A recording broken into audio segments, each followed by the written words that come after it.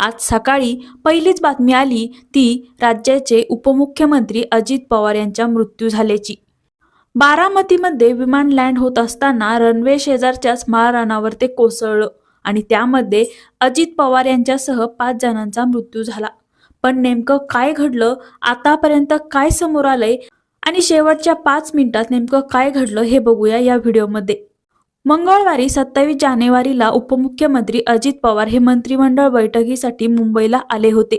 जिल्हा परिषद निवडणुकीच्या निमित्ताने अजित पवारांच्या बुधवारी बारामतीमध्ये 4 सभा आयोजित केल्या होत्या। त्यासाठी अजित पवार बुधवारी सकाळी मुंबईतून बारामतीला रवाना झाले। पण सकाळी 9:15च्या सुमारास अजित पवारांचे विमान लँड होत असताना माळरानात हे विमान कोसळलं। अपघात इतका भीषण होता की विमानाने मोठा पेट घेतला होता। विमान पूर्णपणे जळून खाक झालं। तातडीने अग्निशमन दलाच्या गाड्या आणि वैद्यकीय पथक घटनास्थळी दाखल झालं।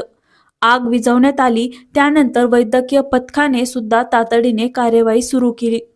अशातच अपघाताचे दृश्य समोर यायला सुरुवात झाली।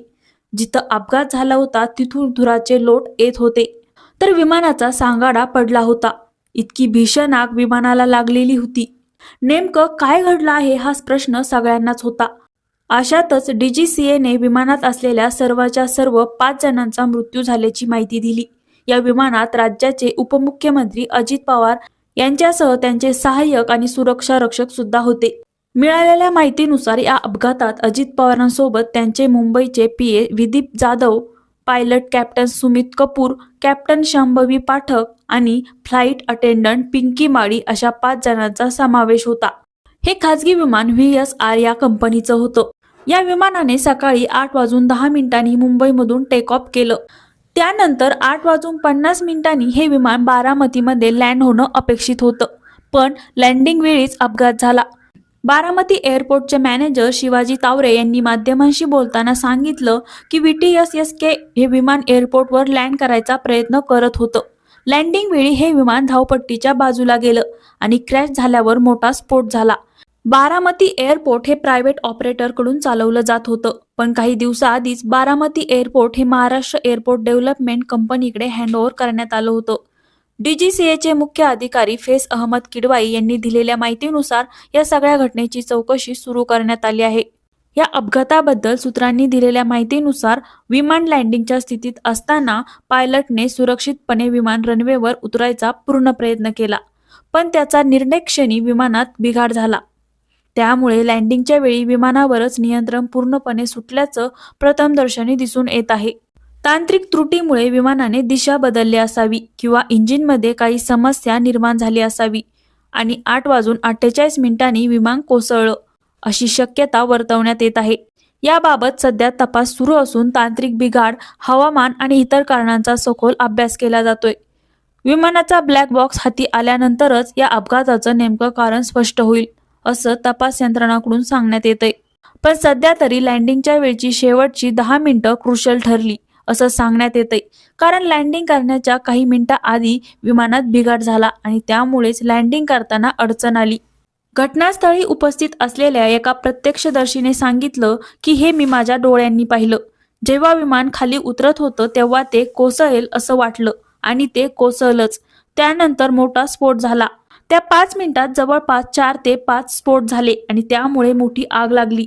आम्ही धावत इथे आलो आणि पाहिलं की विमानाला आग लागली। विमानात पुन्हा 4-5 स्फोट झाले। आणखी लोक इथे आले आणि त्यांनी विमानातून लोकांना बाहेर काढण्याचा प्रयत्न केला, पण आग खूप मोठी असल्यामुळे आम्ही मदत करू शकलो नाही। अजित पवार विमानात होते ही आमच्यासाठी खूप दुःखदायक गोष्ट होती। एका महिला प्रत्यक्षदर्शीने सांगितलं की विमान पहिल्यांदा वरून उडत गेलं, मग फिरून मागे आलं। पट्टीवर टच झाल्याबरोबर मोठा स्फोट झाला।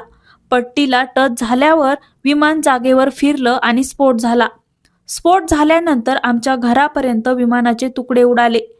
आणखी एका प्रत्यक्षदर्शीने दिलेल्या माहितीनुसार अपघातानंतर स्फोट झाला आणि 2 मृतदेह बुडून बाहेर आले। गॉगल आणि घड्याळावरून आम्ही अजित पवार यांना ओळखून बाहेर काढलं आणि त्यांना मदत केली।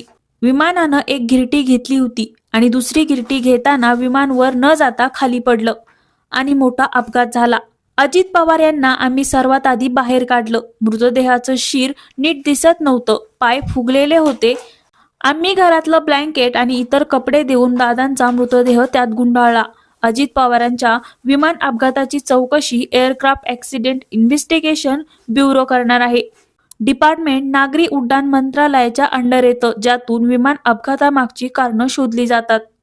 अजित पवारांचा विमान अपघातात मृत्यू झाल्यानंतर दिल्लीमध्ये असलेले सुनेत्रा पवार, सुप्रिया सुळे, पार्थ पवार आणि शरद पवार असं सगळंच पवार कुटुंबीय बारामतीला रवाना झालं. तर अजितदादांना जेव्हा रुग्णालयात आणण्यात आलं तेव्हा तिथे त्यांचे पुतणे योगेंद्र पवार उपस्थित होते. अजित पवारांच्या मृत्यूमुळे सगळ्या महाराष्ट्रावरच शोककळा पसरली आहे.